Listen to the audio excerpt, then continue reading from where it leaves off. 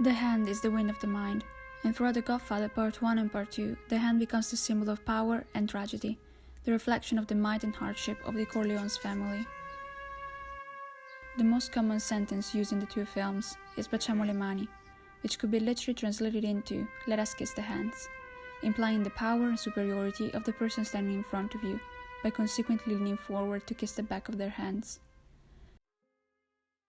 Coppola therefore transfers the idea of authority through this gesture, when Marlon Brando and Al Pacino soak their performances in gravitas by using their hands as a wind on their characters' minds.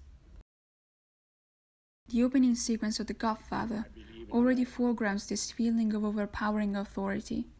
The camera slowly pans away from Bonasera's face to show his surroundings and to gradually reveal the dark silhouette of Vito Corleone, interpreted by the method actor Marlon Brando.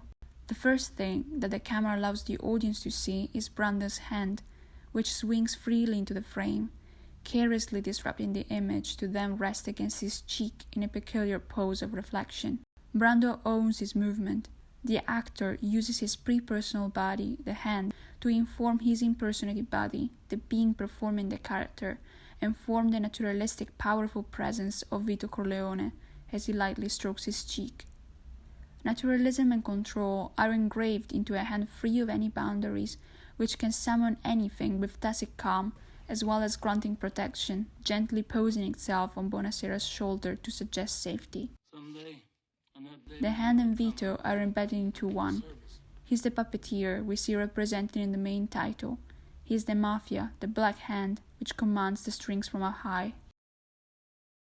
In the case of Michael Corleone, the hand not only represents his power, but also his inner mental struggle and acts as an omen to his personal tragedy.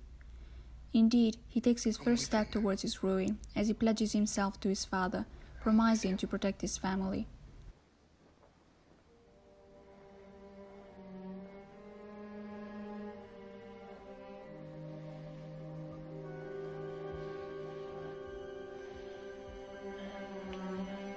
Michael's always been the kind of a character to me that made a choice early on when he said he was going to go with his father to protect his father.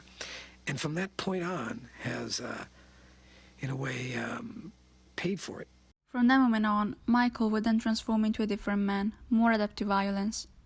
One of the early examples of this change is shown as Mike poses as a killer to save Vito's life in front of gangsters.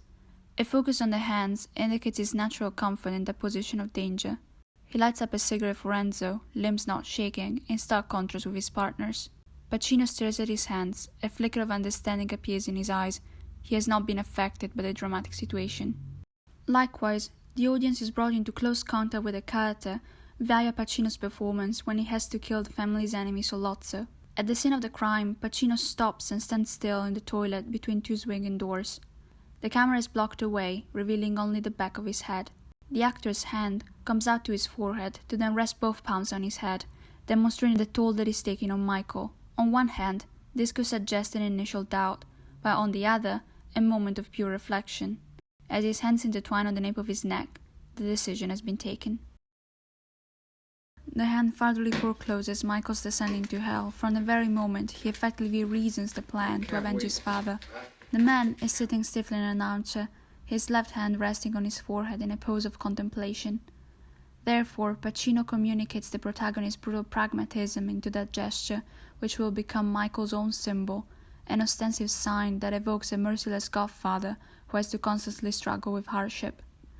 Furthermore, the hand gesture renders the new godfather's mental struggle as he cuts all family ties with his traitorous brother Fredo. For a second, his figure is immobile in front of the window. Pacino chooses not to show his face, nor gives any hint to Michael's thoughts through his posture.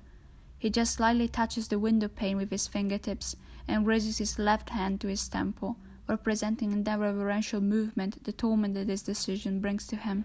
Truly, Pacino uses his hands to embody power and tension, ferociously repelling love and shielding his character from everyone and everything. In conclusion, Francis Ford Coppola destroys Michael Corleone, transforming him into a living corpse, sitting alone, emotionally distant from the rest of his family. The hand of power, embodied into the figure of the Godfather, has finally engulfed the prodigal son. Michael sits in the garden, a fist over his mouth. The camera slowly closes in on his impassive face. his eyes stare into the void of lost memories, while Pacino tentatively rubs his mouth against his hand in a movement of recollection. Consequently, the hand so recoiled in itself shows an enclosed mental state, no longer open to any other options than its own. A barrier has been brought up between Michael and the rest of the world. He is alone in his power, and he is alone in his tragedy.